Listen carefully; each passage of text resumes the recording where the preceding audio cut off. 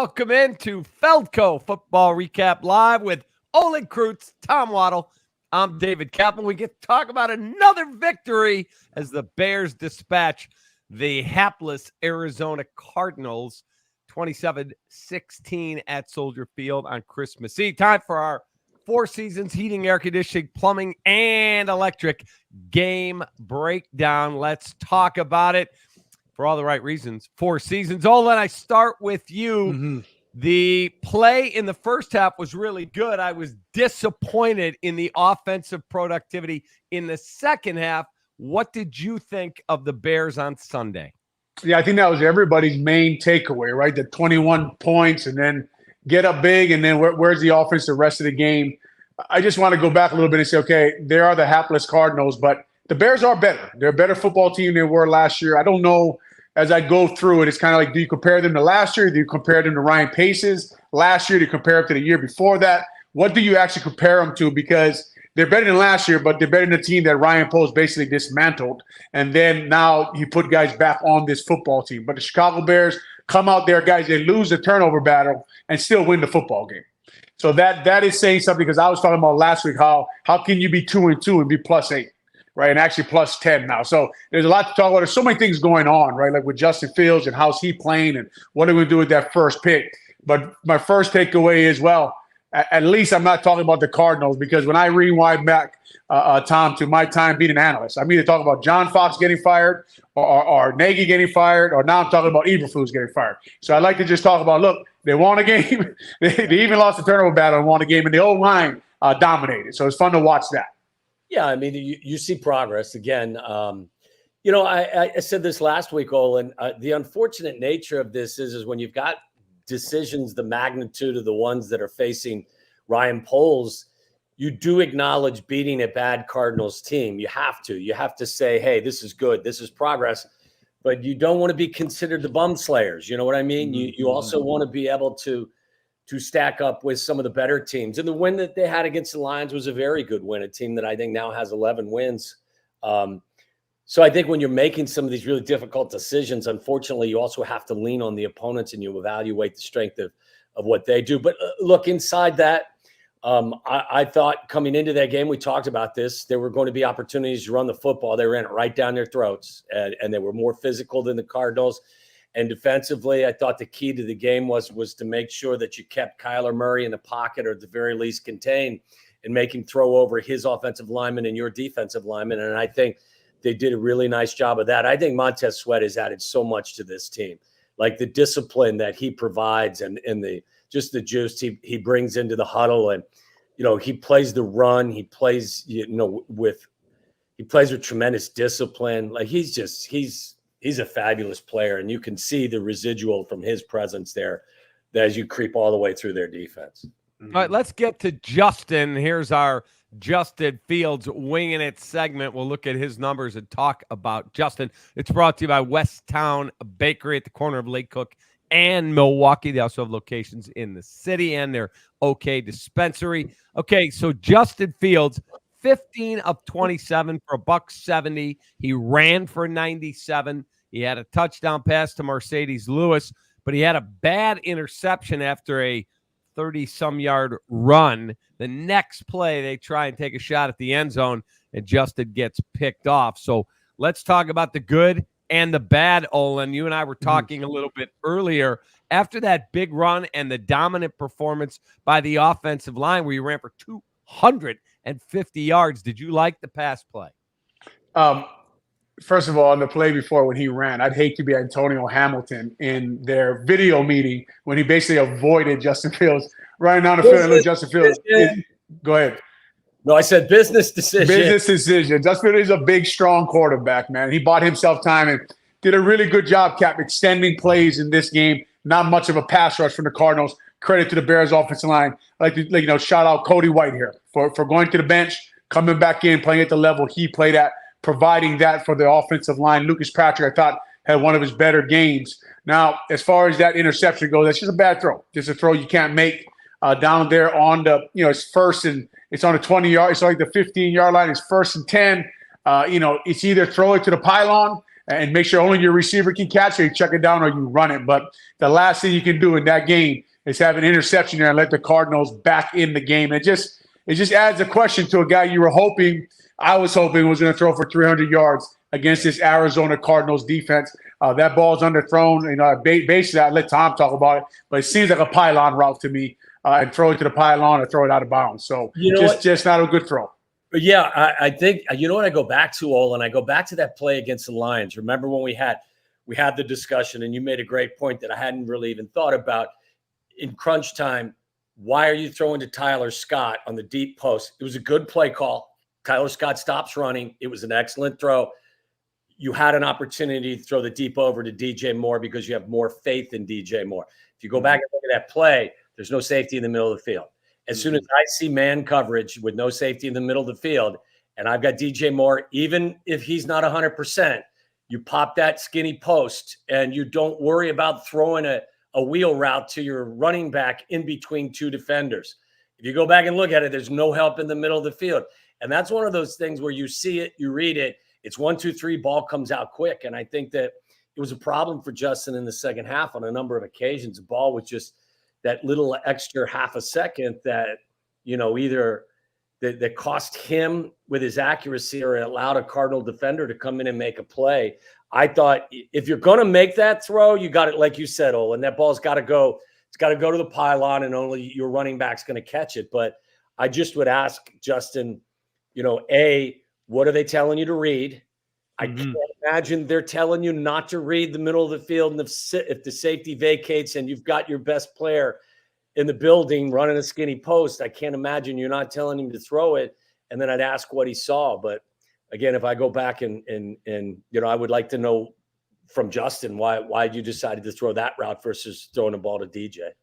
And Tom makes a great point, Cap, because if you're Ryan Poles, these are the questions you ask, right? You gets you in your office and you ask him, what did you tell him in his helmet when you called that play? Right? Because when you're trying to make a decision on whether this is your quarterback or not, Tom makes a great point. That is critical information that you have to collect there. Okay, what'd you tell him? And here's the thing about that too. The worst kind of football player to coach is the guy who does nothing you tell him to do, and the guy who does everything you tell him to do, right? Because he can't make a play out there on his own, whether he's running around or using his feet. So if he did tell him to read DJ Moore first, and he threw the interception to the running back, now that's a problem. If I'm Ryan Poles and I'm making a decision on my quarterback now, not just one play is a problem, right? It's just not, but that is a problem that has reared its head a couple of times, 3, 4 times. This is when we talk about when you're making a decision on a quarterback, there's some things that us three don't know that they got to collect that information when they figure out what they want to do at that position. Yeah, I've said it before, guys, too. I think Cap, again, if they're picking 15, we're not having this discussion, right? We just aren't. But it looks like they're going to be picking 1. Right. So then we do, as Olin's saying, now when you do the evaluation process, you got to dive deep. Like you got to cut through all of it into, straight to the bone. And I got to know what you're thinking, why you're thinking, and why are you not taking a chance here against a bottom level secondary versus, if you're playing against the Cleveland Browns. I just got to know. I'd have 1,000 more questions based on the situation than if this was, there was no question at all about pivoting and moving in a different direction at the end of the year. All right, so let me ask you a question, because on your radio show today, Tommy, I know you had the day off, but Matt Eberflus was on with Sylvie and with Deion Miller and said, quote, no decision has been made if Justin Fields will be the starting quarterback for the Bears next season. He also said he'll be part of the evaluation process. Is that an exit interview for the coach, or has he been told he's coming back? I have no idea, to be honest with you. I mean, the one thing I would say is if they haven't made a decision, they've kind of made a decision, right? I mean, isn't that kind of what we say? If you don't know, you know. But maybe Coach Eberflus doesn't have really the authority to say that right now either, because his evaluation is still in progress. So, look, I said a long time ago, I'm going to let the whole season play out. I think it's, you got to let this coach, you got to let this quarterback, you got to let this whole team get through the season, do everything they can to change heart and minds and make statements and try to make you feel that they are the answer going forward. But I would still, if I had to make a bet, my bet would be in Vegas that there will be more change, not less change. Love Eberflus' confidence, Cap, man. I like that. I like that about him. I'm going to be here making decisions. Look, respect to the media member who asked on the day after Christmas whether he was going to be on a decision or not. Basically, are you going to have your job next year? As far as that goes, though, if you think about it, that quarterback position, when Ryan Poles makes this decision, if they do move on from Coach Eberflus, you need to get a staff in there to evaluate the quarterbacks. So it's got to happen pretty quick, right? With that draft coming up, collecting information, getting to the quarterback, getting to know who this new group likes, who they don't like. They got to be a part of the process of the decision-making. And then does Eberflus keep Getsy? What does Getsy think about the quarterbacks? These are all interesting questions to ask, man, because as we keep talking about, everyone acts like there's no decision to be made. You're crazy if you think there's no decision to be made when you have the number one pick 2 years in a row. These are critical decisions. You cannot tell me when you watch that film, anybody with NFL eyes sees that ball coming out too slow. Anybody does. The guy's an amazing football player. He makes amazing plays, an amazing athlete when he extends plays. But on simple out routes, it just comes out too slow sometimes. He's got to work on that. What do the Chicago Bears think about that process when he's in the pocket getting the ball out on quick plays? I thought the game. Guys a question. What about saying to Andrew Janocko, you know what? I just want to see something different. You call the plays the last 2 games. Love it. Love it. We talked about it last week. I love that. I think they should have did that this week. All right. I don't know what this whole continuation, because with Getsy calling plays, guys, everyone still has questions. If Ryan Poles, Coach Eberflus told you they have questions, because they even say Justin Fields, we don't know if he's our starter next year. Right? They're telling you they have questions in that building. So if you have questions, how do you get to answers? Right? And I remember when they fired their second coach this year, and that's all going to go through the evaluation process too, I'm sure, whether you keep the coach or not. When they fired the second coach, Ryan Poles stood up there and he said, in this building, we make the hard decisions. And I thought to myself, I'm going to hold you to that. Right? I'm going to hold you to that. So make the hard decision. Right, move the coordinator out, and let's see if anything different happens with Justin Fields out there. Because right now, I know exactly what I'm going to get from Justin Fields from the defense that goes on the field and the coordinator on the other side of the ball. Tommy? Yeah, I think it would be very interesting for sure. I think that there are a number of issues with how their offense, performs on a consistent basis. There are times when I don't understand what they're trying to do, but I thought the Cardinal game was kind of, symbolic of how Justin has performed. He's going to make 2 or 3 plays that there may be only one other guy in the league that can make those plays. And then he's going to, in the second half of the game, then the ball's not going to come out on time, and he's going to make some questionable decisions. He's going to float from the pocket and actually cause pressure. And then you're going to ask yourself, well, why are you doing that? So it's a very confusing process, and maybe having somebody else call the plays would change that. Mm-hmm. I've said this in the past, though, guys, and I hear people say all the time, well, just put better talent around him as well. I don't care if the name on the back of the jersey is Pettis Jr. or it's Marvin Harrison Jr. Open's open in the National Football League, and if it's open, you got to throw it. You know what I'm saying? So, there's no question having a more talented group in the huddle is going to help everybody, but it doesn't erase some of the issues that just seem to be not related to talent or play calling to me. I've said all along, Olin, I've said all season long, shared culpability would be the best way for me to describe it. There's not one person that deserves all the blame. They've all harmed each other in this process over the course of time, and everyone needs to be held accountable for it. I think it's a great point, Cap. Let me jump in on that right there, because I don't know what you guys thought, but I thought my biggest fear going into this year was I knew last year I couldn't really break down Justin Fields. Right? I didn't like what I saw, but I didn't like what I saw from anybody, and their team was just not very good. The way they put it together, and the guys they cut and guys they brought in, they weren't spending a lot of money. And they didn't put a lot of assets on offense. And my biggest worry was do this show late in the year or a show like this and not know again for certain. And I got to be honest, man, and to Tom's point, I really don't. I don't – he hasn't played with an all-pro on offense yet. And the guys are getting better. Right? DJ Moore's a great wide receiver. I really like it. Right? But Khalil Herbert was hurt all year. Braxton Jones was out for a lot of the games. Cody Whitehair didn't work out at center. Darnell Wright's been solid. Nate Davis hasn't been in there. Cole Kmet has ascended. He got a little injured, so he was – Mooney, I don't know where Mooney went, right? They're trying to tell me, like you guys know, pet peeve of mine, Tyler Scott will make that play. No, he won't. It's just, I just don't, you see what I'm saying? Like, I know what I'm seeing on film, and Tom's right.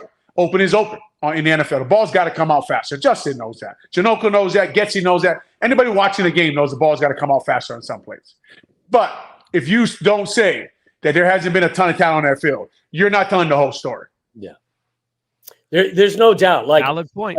I've said for 2 years now, he has been dealt a bad hand because, as you said, Olin, like that roster, they intentionally just tore to its studs last year. They did that for a reason, and I agreed with it. I thought it makes the evaluation process of the quarterback very difficult.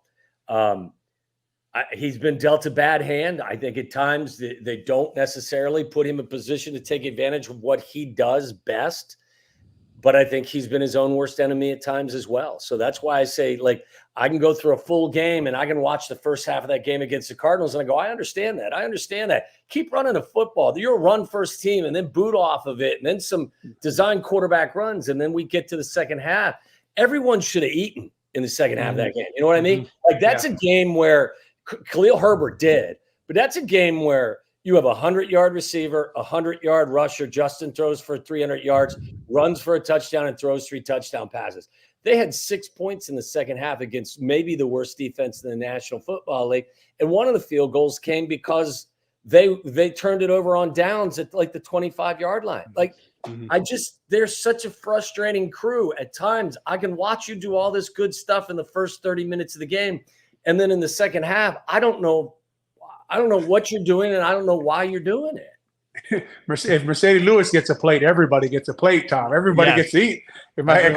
Awesome for Mercedes Lewis, man. I mean, that was good to see a guy like that who puts in that kind of work at that age get a touchdown. But Cap, I mean, you just go on and on, right? Like, if I go through and analyze everything, I got to look at what Kansas City's doing. I got to look at the coach who used to be here. I got to look at them take a big step back in play calling and execution and things like. I mean, I don't want to pour on Nagy, but I'm saying that is part of the analyzing the quarterback. That's who he played for, right? And then I got to go to, okay, your offense wasn't good last year, but you just stay status quo.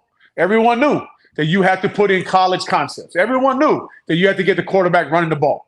But you didn't sign any coach like that in the offseason. Even Adam to the staff, even get a senior offensive assistant. You didn't do anything like that. So if I'm right, like what we're saying, Ryan Post has to collect so much information at a young age, right? And will Ian Cunningham be here? Will he not be here? Is he interviewing for jobs? How much is he involved in the process?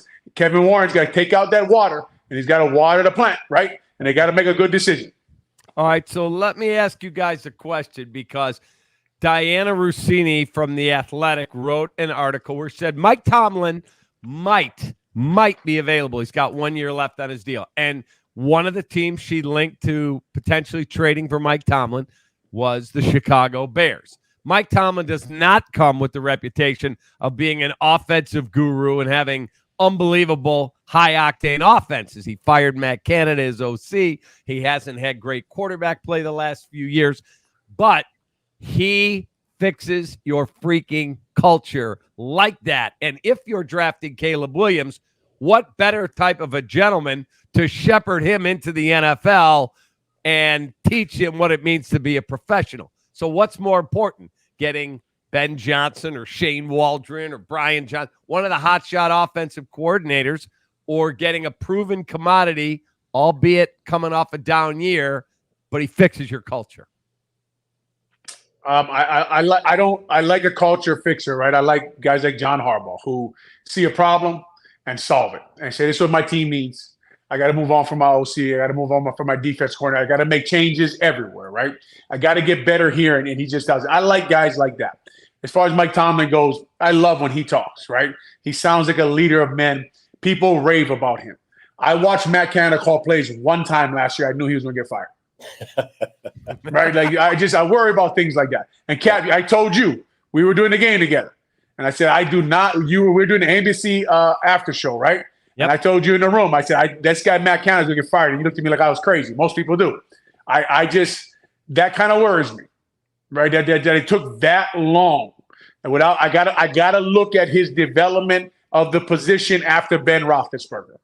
And I think he's a great leader of men. But if he's the guy, if I like that, you sure enough you sure like what Mike Tomlin has done in Pittsburgh. Yeah, it's a conundrum because I think everyone would sign up for Mike Tomlin. But like Olin said, I got to know who your OC is, because whether you keep Justin and you need to rewire him, or you're drafting Caleb Williams, I need to know who's going to be in charge of your offense. And then I got to know whether or not, if that guy's any good, is he going to stay around, or is he going to get job interviews the following year? And then I might change in offensive coordinators again for whether it's Justin or can you imagine if you keep Justin and you bring in Mike Tomlin and a new coordinator? That's his third coordinator in 4 years. And then that coordinator does good work and then moves on to a head coaching job. And Justin would have his fifth coordinator, a fourth coordinator in 5 years. I mean, like, at some point, it's crazy. Look, the other thing, Cap, is when you consider Tomlin, I would assume, because he's got a year left on his deal after this compensation. And I got to tell you, like, I'm not willing, and I love Mike Tomlin. I have all the respect in the world for him. I'm not giving up a first-round pick for him. I personally am not a fan of doing that for coaches, especially a coach who's as good as he has been. But as Olin said, we do have questions about who you bringing in to fix our offense. Cap, when we talk about someone like John Harbaugh, and I pulled up the Ravens staff, because I just think it's interesting to study the things he does, a leader, culture changer. And you see guys like T. Martin, the former Tennessee quarterback, is Lamar Jackson's quarterback coach, right? Willie Taggart, the former Florida State head coach, college concepts. He's the running back coach, right? He put together a staff to put concepts together in a room. And I start talking about some of my disappointment with the Bears. Just simply put, like when you ask, did you do everything? Did you do everything to give Justin Fields a chance? It's all that you ask at the end of the season. So guys like us who are talking about it can be like, well, they did bring this guy in. They were running him a lot. He just, I wanted them to run him where they need to run him so I could see if he could stay healthy doing that, running that offense. They haven't done it enough. I don't know, right? They booted some this past week, but not a lot, right? They didn't move the pocket a lot. As Tom talked about, they didn't run quarterback runs in the second half. When they slowed down, they run that quarterback toss crack in the first half for, 30 yards maybe. So it's just some of that frustrates me. So when you talk about a culture changer, I rather say a problem solver, a guy who sees problems and solves them. Olin, to your point too, I think that Philly, and they've lost a lot of their guys because once you have success, teams come in and poach your guys. But I think their existing offensive coordinator was doing some of that same stuff at Florida, right? Like, didn't he come from Florida and was running that same style of offense? And I think it's such a great point is that if you've got a quarterback that you've identified that does that stuff well, you better have a staff that is knowledgeable and well read on what that offense is. And people always ask, well, what is Getsy's offense? It's what you see every Sunday up at Green Bay. It's what they ran with Aaron Rodgers. It's what they're running with Jordan Love right now. And it works if you've got someone who has a certain skill set. But if that person doesn't have that skill set and the ball doesn't come out on time and you're not throwing guys open and there's no anticipation and you're more of a physical player, then that system isn't going to work for your quarterback. You're just, it's square peg, round hole. So, I think Luke Getsy over the course of the last year plus has tried to do some stuff, but I just don't think that's who he is, Olin. I think that he's, what you've seen the Green Bay Packers run with Aaron Rodgers, and to a certain degree, what you've seen them run now with Jordan Love is what he is most well-versed in. Yep. All right, let's take a look at our Dr. Pepper players and play of the game, brought to you by Dr. Pepper, an American original, just like our Bears. Players of the game.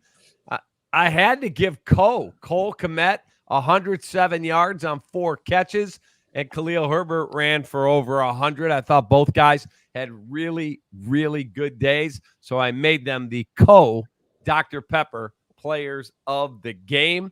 And our play of the game, look, I could have gone a number of ways. I thought, you know what? You punched him in the mouth right away. Justin stepped up. Zoop.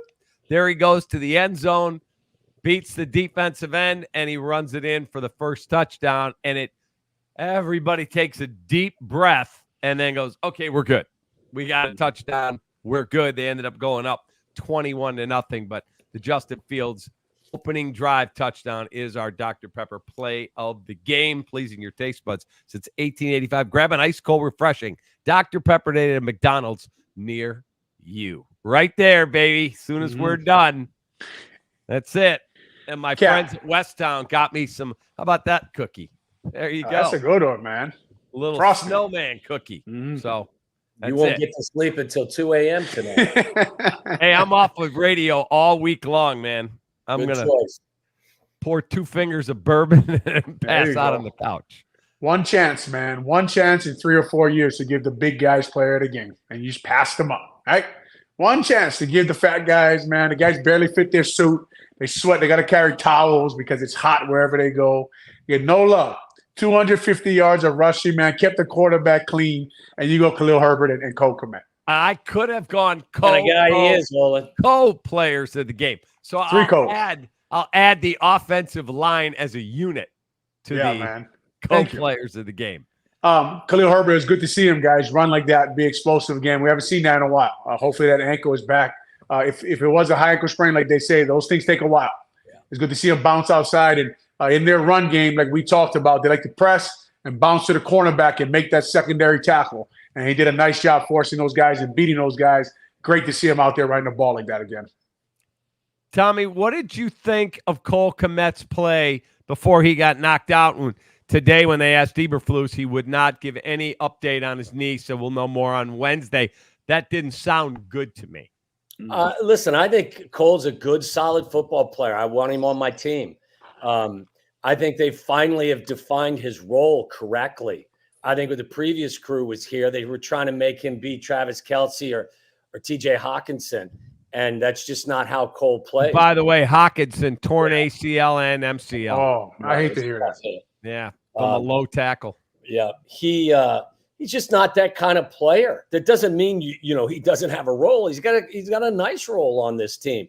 But I'm glad to see Cole, contributing and doing good things. I actually thought, like, I'm weird because there's certain plays that I get excited about. And I love that little bend in route that tight ends are running now, where from the slot they run that bend in like they're going to run the deep cross and then stop and they come back to the corner for a sail route.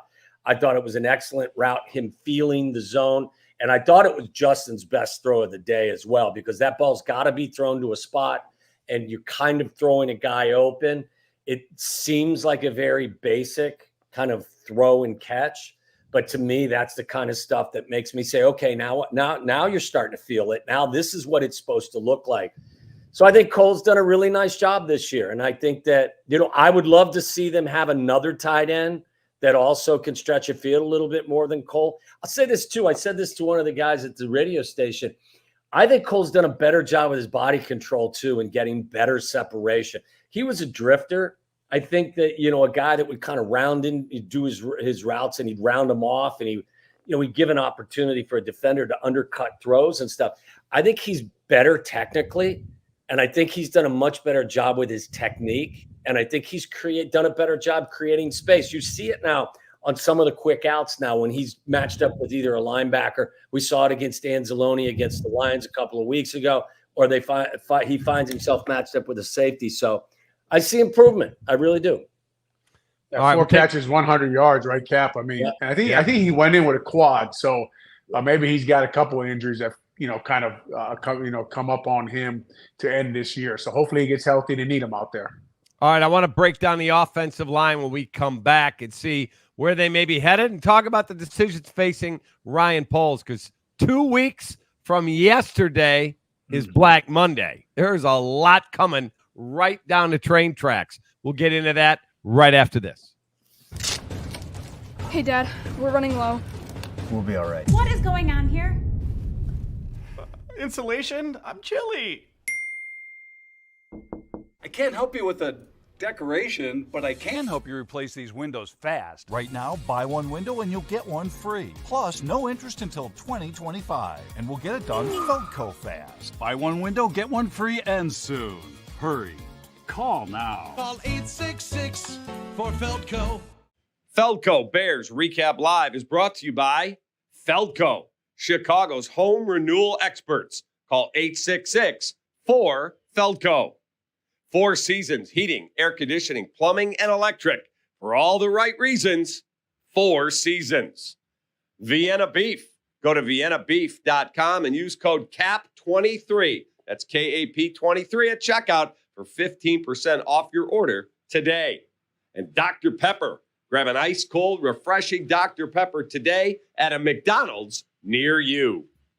Westtown Bakery in Wheeling at the corner of Lake Cook Road and Milwaukee. Enjoy the best brunch Saturday and Sunday mornings.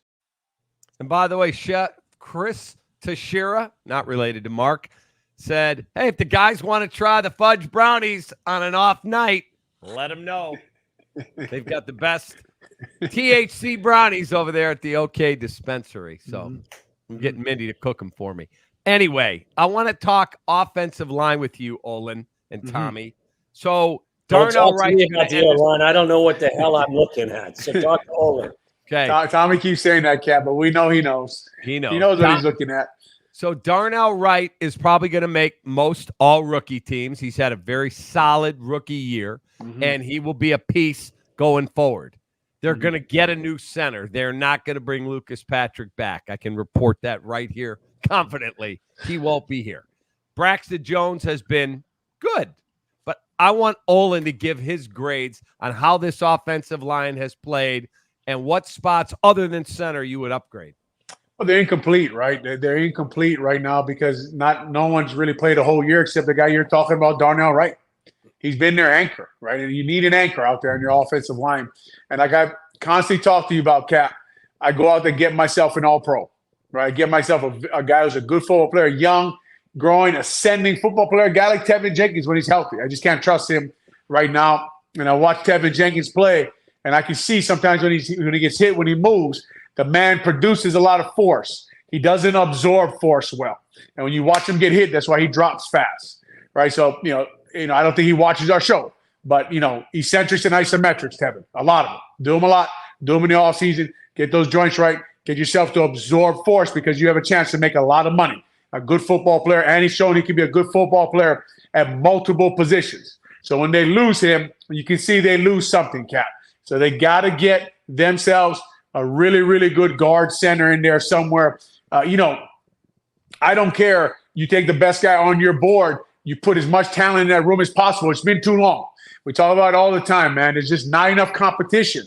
They don't bring in enough guys, right? Whether it goes back to the years I played, and we were going with guys, and you're like, man, hey, Olin, we're going to get you a tackle. Next thing you know, we got guys like Frank Oldmeow, and they get Julius Peppers, right? Why is the defense good? Well, let me take a guess. Right, let me raise my hand and take a guess. You got a Hall of Famer, and you put him with another Hall of Famer. Guess what? The defense is going to be pretty good. We talked about they put $220 million, and they gave Eberflus $220 million. You know what Getsy say in a room somewhere? He ain't gonna say it in public, but he'll tell you in a room somewhere if he got drunk.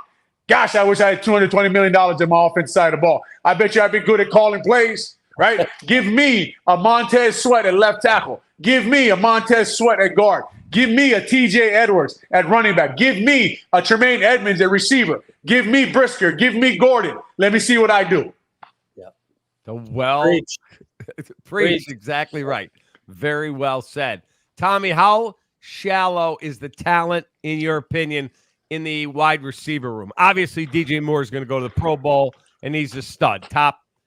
I said top 12 the other day, and you'd have thought that I had offended someone's child. I mean, it's like people are like, he's a top 5 receiver. I'm like, he's not top 5, but he's a very good football player. I mean, once you get out of 2 or 3 or 4, you kind of you can just pick a name out of a hat. But I wouldn't be offended if I was DJ or one of DJ's relatives if you called me a top 10 receiver in the league or even top 12.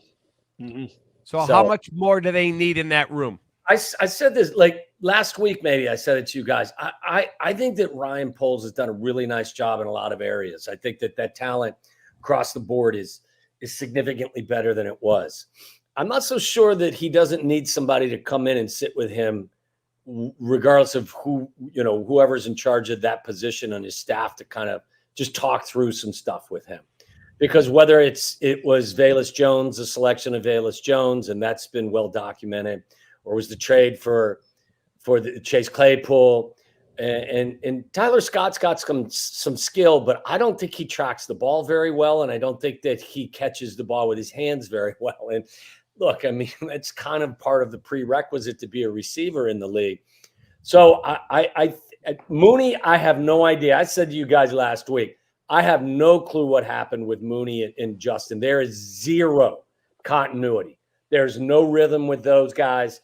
You can see it on film, and it's really strange because I know they're good friends. I know they work out a lot together. I think Darnell's probably destined to go somewhere else, and we'll find. I'm not suggesting to you he'll be an all-pro with Kansas City or somebody else, but he'll be a better football player there than he was here. Sometimes you just don't have a great year for a number of reasons. But it's got to be upgraded, Cap. Like if it's DJ Moore and it's Equanimous St. Brown and Tyler Scott, it's not enough. It's not enough. I mean, I want somebody that can play the slot, whether that's a tight end or it's a wide receiver. I want someone that can own the slot area. I'd like to see them get some size, not just for blocking, but, like Pittman is a kid from Indianapolis. If you watch him play, he plays with really good speed, but he's got really good size as well. I don't care how you do it. You got to have two difference makers. It can be two receivers, or it can be a receiver and a tight end. You got to have two guys that scare the living shit out of everybody. Mm-hmm. We just don't right now. You don't have it. So the upgrade's got to be there, and not just a really talented two, but you need some depth as well. Olin, and I think to look at, Cap, if you don't mind me adding on that, I think to look at, as we talked about Nagy in Kansas City, look at their wide receiver problem, right? Yeah. They have a wide receiver problem there too. So it's just like Tom said, do we have to change? Our job is not to go find something new, it's to change the way we're looking at things, right? How are we looking at this, and should it be different? And again, I go back to on offense, because we talk about telling the whole story. Are we happy with the offense? No. Are you happy with Justin Fields right now? No. There were receivers on the board and O-linemen on the board, Cap, when Velus Jones and Brisker and Gordon got taken, right? So these guys now, there's a reason that defense is playing good, and you have to go through the process of analyzing why. Why are they playing good? They took guys, they put them there. You would say without Brisker, without Kyler Gordon, that'd be a totally looking defense we have going on out there right now at Soldier Field. So let me ask you guys this. How much pressure Tommy always says, I use the line all the time, Tommy, but it's yours. To whom much is given, much is expected. Ryan Poles is in charge of the football operation, and everything I've heard from people I trust, he and Kevin Warren are in lockstep. He's in a good position. He could do whatever he needs to do, and money will be no object. They said, you tell us it's going to cost this, we're not going to offer the guy $15 an hour. We're going to absolutely go out and whatever it costs, if that's the right guy to tutor our quarterback, let's go get him. I don't care what the price is. So how much pressure is on him to make the decision to walk away from Justin, trade him away, go get Caleb Williams, or whoever it is? Because if he keeps him and the other guy becomes an all-pro and your guy doesn't, you're getting fired. Well, I would say make the decision that don't make a decision for anyone else other than you. Mm-hmm. Don't make a decision based on how you feel, NFL history will look at you. And we've had that conversation. And if they passed on CJ Stroud and Stroud goes on to continue to be the player like he has played early in his career, and you do it again next year, yeah, the NFL history books are not going to be too kind to you. You can't make decisions based on how you think people are going to perceive you, but you are a human being. So I'm sure it factors into how Ryan Poles is looking at this. Just, Cap, we used to bust your balls all the time for saying conviction, when it came to Matt Nagy and choosing, Mitchell Trubisky. But it's true. Like, you have to be, whatever's in your heart and whatever in your head and whatever you've done all the work on. If it says keep Justin because the other guys are no good, then that's what you got to do. If it says I got to go to Caleb Williams because his floor and his ceiling are higher than Justin's, and Justin I don't believe is going to take us where we need to go, then you got to pivot. You got to go with Caleb Williams. You can't live in the middle. You've been given an opportunity that most general managers could never even dream of, and that's have the first overall selection in consecutive years. So do your work, make a strong decision, and run with it with no indecision at all. Olin? What's the Panthers doing down there? They're trying to play football all of a sudden, scaring us like that against the Packers, right? Oh, my God. That kid's playing a little better now, too. Yeah, the ball's coming out fast, man. He's getting that ball out and put it in good spots. That one, the corner route at the end of the end last week was one hell of a throw, man. Yeah. Ryan Poles, I don't feel bad for him at all. It's a great spot to be in, man. I mean, what a position to be in to have all those assets to build the football team you want to build. And as Tom says, put the right people around you, people who make you uncomfortable sometimes, who question what you say, who give you different opinions, and go out there and build the best football team you can build in Chicago. This being a general manager for this franchise, turn around, get it moving in the right direction. Like Tom says, do what you think you should be doing, right? Make the right decisions and go with it. Go with what you believe, but make sure you have the right people supporting you. It's going to be an interesting offseason for the Chicago Bears, a fun one, I would think, for Ryan Poles to build a team. Like you said, Cap, money's not a problem, but here's the problem. It doesn't matter what the guy costs. You got to get to the right person, right? You got to get to the right people, and they haven't got to the right people in a while. Right, so they have to change the way they think about things up there. They have to put the right people in the room. They got to do things a little differently because the way they've been getting to people, they haven't got to the right person in about 12 years, Cap. I think it's such a great word, too, Olin uses is if it's uncomfortable, so be it. Mm-hmm. And you can't make decisions just based on your comfort level. Well, I feel maybe it may – no. Like if you feel there's a coach out there that makes you a better football team, but you're represented by the same agency and you really do like Matt Eberflus, like you can't allow that to sway your decision. If you think that there is a head football coach that is better for your franchise, despite how much you think of Matt as a guy, then you need to make a decision. The Cubs did it, right? Cubs did it up on the north side.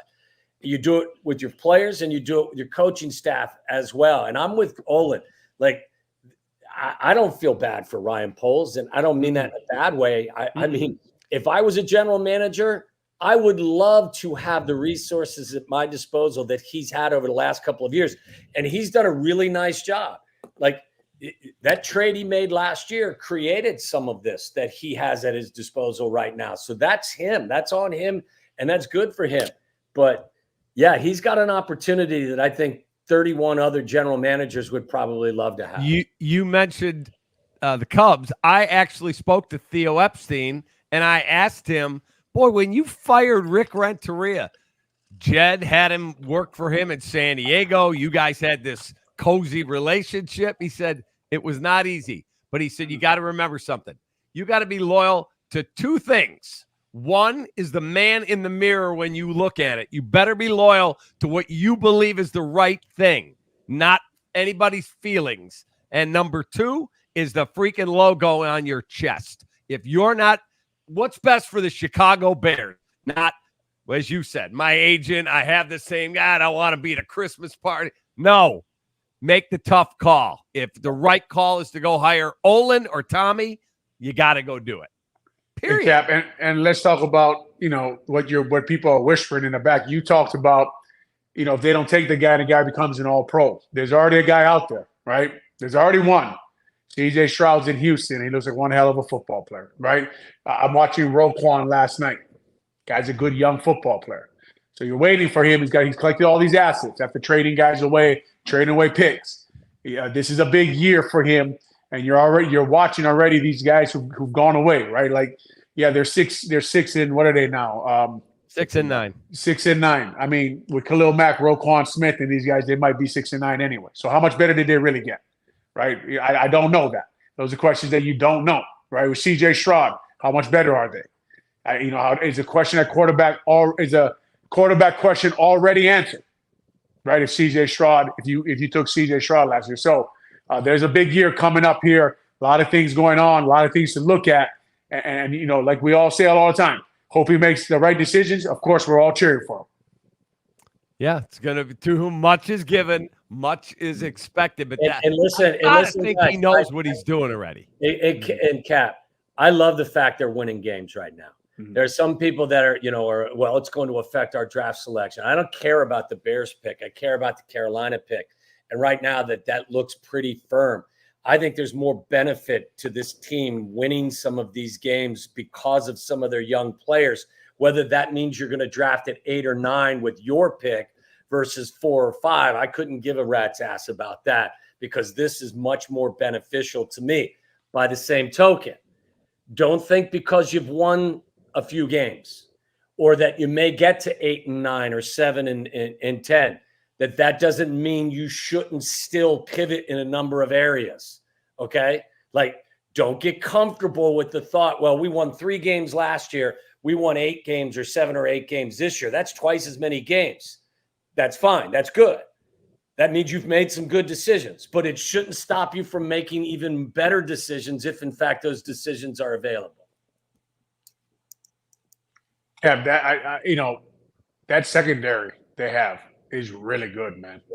I hate to change the subject. I was just thinking about that while Tom was talking. They are fun to watch. Yep. Tyreek Stevenson and Jalen Johnson and Brisker and Gordon. You put T.J. Edwards and Tremaine Edmonds back there. You can see the quarterback. When they're in zone, he doesn't know where to throw the ball.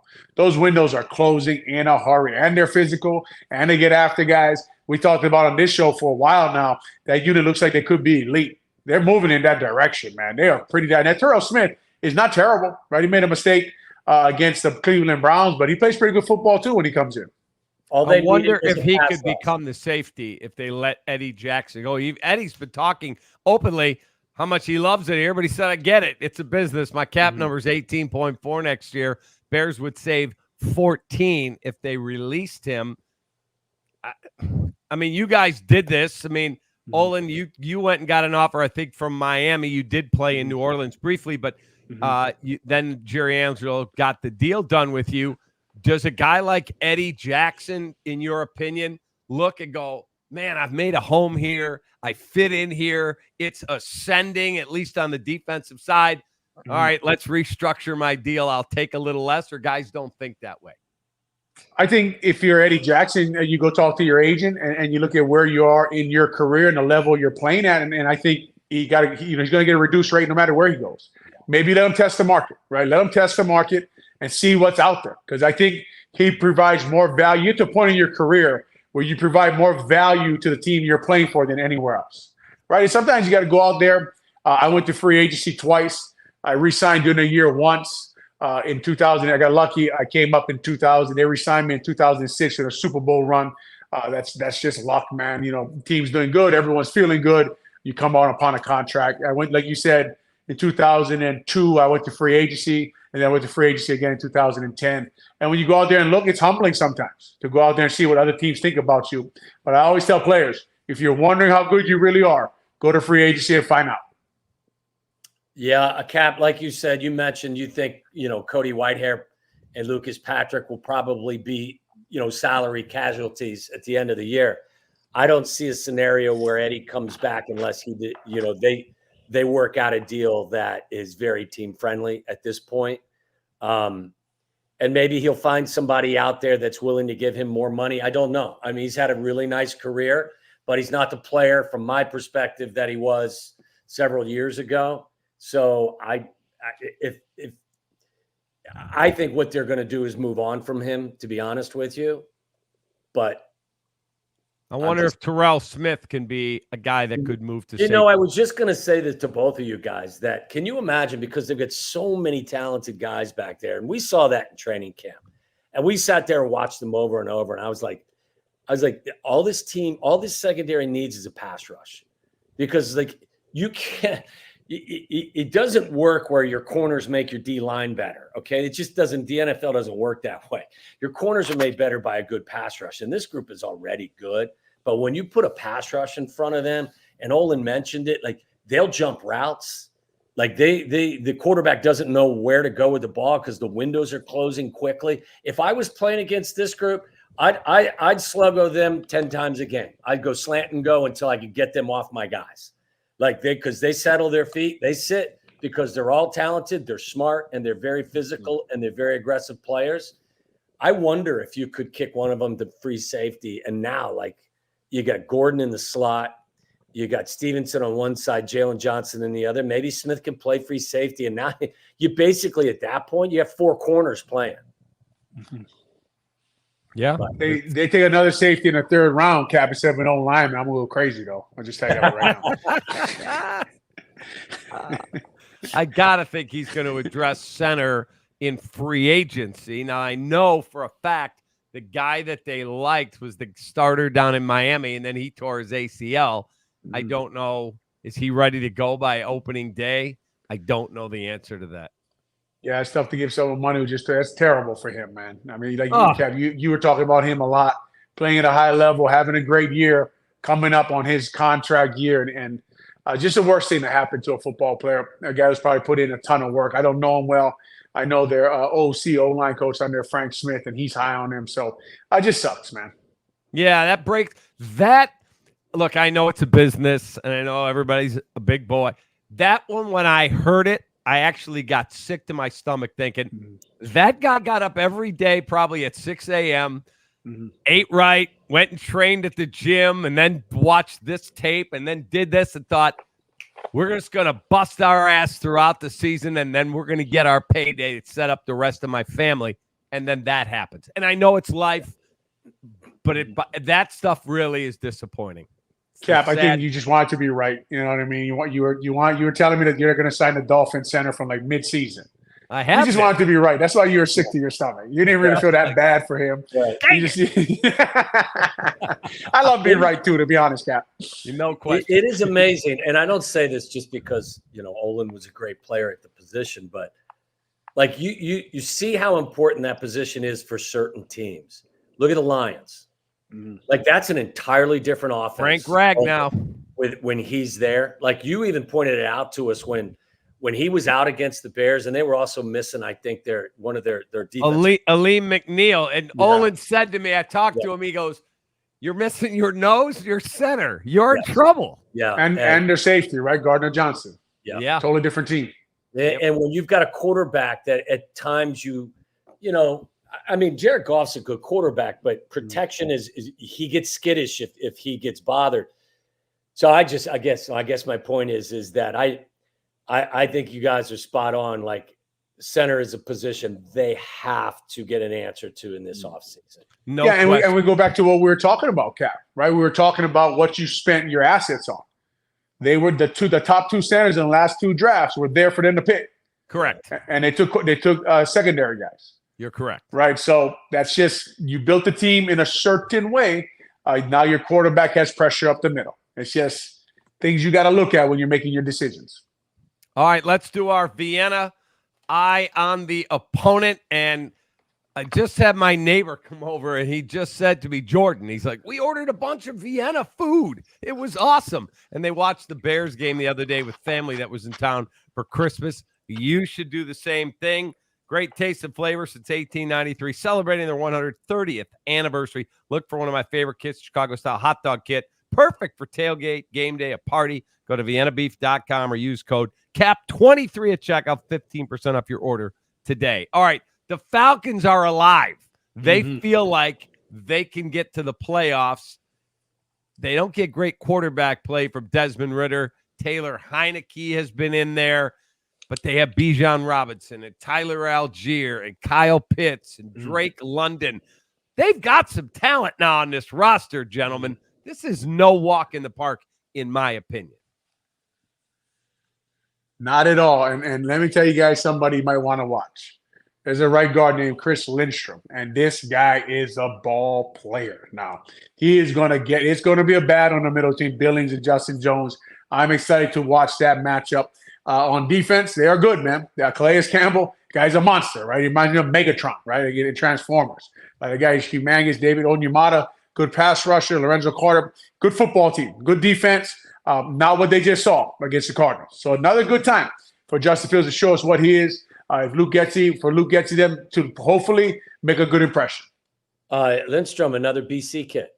No. You know, we didn't do much with wide receivers, but offensive guards, centers, tackles. Mark Colombo. Yeah. I Mark mean, Colombo, man, tough football player. He was tough. Yeah. I think it's a scrappy team. I think Heineke gives them a little bit of scrap too. I think they're athletic defensively. They got playmakers. You listed them, Cap. Like, they're fun to watch. Drake London is the kid I think he's from USC, isn't he? Yeah.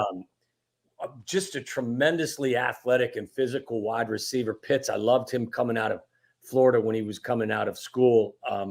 They got a lot of talent. So, I mean, I wouldn't take them lightly, and they've got something to play for. I mean, the NFC South is going to be up for grabs until the final week of the season. So I think they're probably a little more comfortable in their building than they will be in ours. So maybe Mother Nature will do her duty. But, yeah, I wouldn't take them light. This is, as Olin said, this is an entirely different team than you saw with the Cardinals. They can run the football now. Bijan Robinson, I still wonder why Arthur Smith doesn't hand the ball to him more, but he's averaging 4.6 per carry. He can catch the football. Tyler Algiers, another really good back. I think it's a really tough game to win. I really, really do. I think that team comes in. You're playing for a division championship. You got to have some juice in your step, right? Yes, and it's good for the Chicago Bears. Like, you want to see where you are, right? You earn the right. We talked about they've improved. They get rid of I forgot what Tom called it, the bums, right? They got rid of them. Now you move on. Bum slayers. They slayed some bumps. Now show us you beat a team like we're saying when we pulled the roster up, Cap. You name the guys. I like their offensive line, right? Jake Matthews, Bruce Matthews' son. I like their offensive line. They do a nice job. They do a nice job blocking. I like their defensive line. They match up in the trenches. As Tom said, if the weather is bad, we run the ball. Will they stop the run? Force Justin Fields to make some throws. Get the ball in Bijan Robinson's hand. We've seen through the year, screens are a problem for our defense. Will they get up some screens? It's going to be interesting. Not a good game. A game I want to see the Chicago Bears. A game I'm sure they want to be in.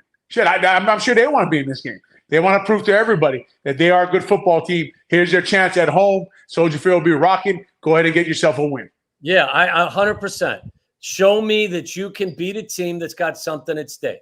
I know you can beat the Cardinals. I know you can beat the Commanders. I know that you match up well with the Detroit Lions. That's a good win. Or the Panthers.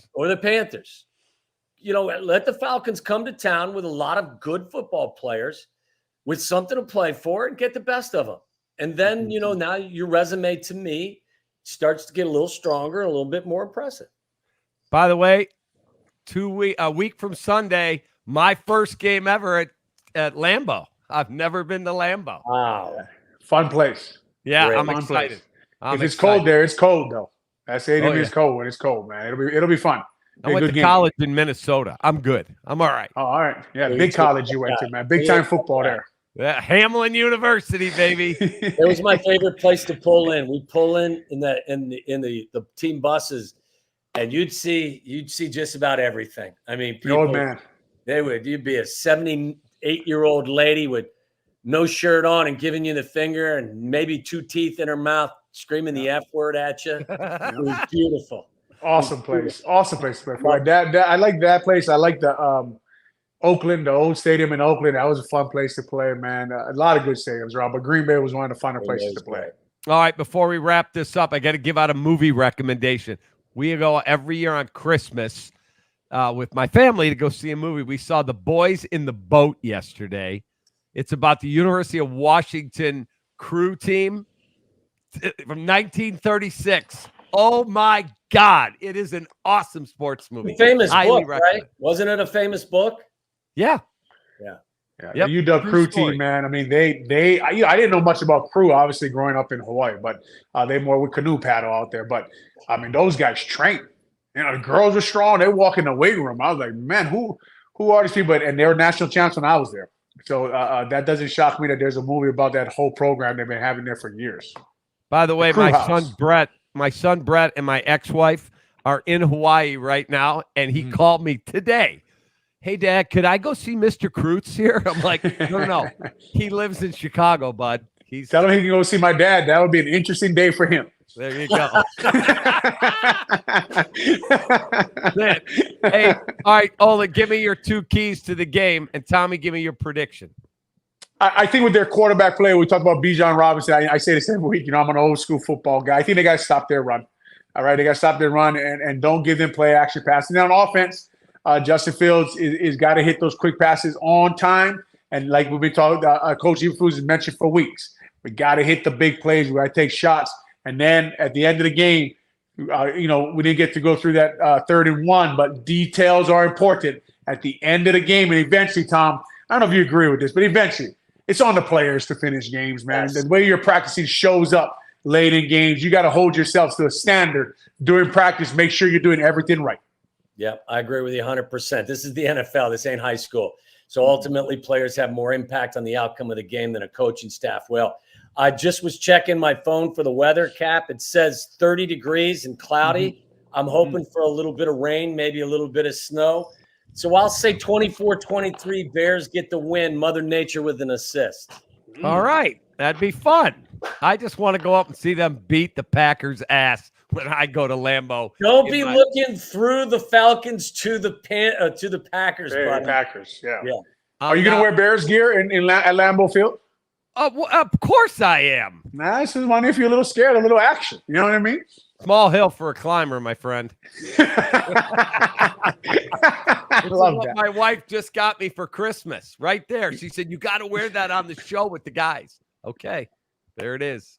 There it is. All right, you guys have a wonderful rest of your week. Hope you had a great Christmas. Have a wonderful New Year. Next Tuesday, we got 2 shows left. And then who knows what decisions might be coming for Olin, for Tommy, for our great crew. I'm David Kaplan. Thanks for watching Feldco Football Recap Live. Go Bears. Hey, Dad, we're running low. We'll be all right. What is going on here? Insulation? I'm chilly. I can't help you with a decoration, but I Can help you replace these windows fast. Right now, buy one window and you'll get one free. Plus, no interest until 2025. And we'll get it done Feldco fast. Buy one window, get one free, and soon. Hurry. Call now. Call 866 for Feldco. Feldco Bears Recap Live is brought to you by Feldco, Chicago's home renewal experts. Call 866-4-FELDCO. 4 Seasons Heating, Air Conditioning, Plumbing, and Electric. For all the right reasons, 4 Seasons. Vienna Beef. Go to viennabeef.com and use code CAP23. That's KAP23 at checkout for 15% off your order today. And Dr. Pepper. Grab an ice-cold, refreshing Dr. Pepper today at a McDonald's near you. Westtown Bakery in Wheeling at the corner of Lake Cook Road and Milwaukee. Enjoy the best brunch Saturday and Sunday mornings.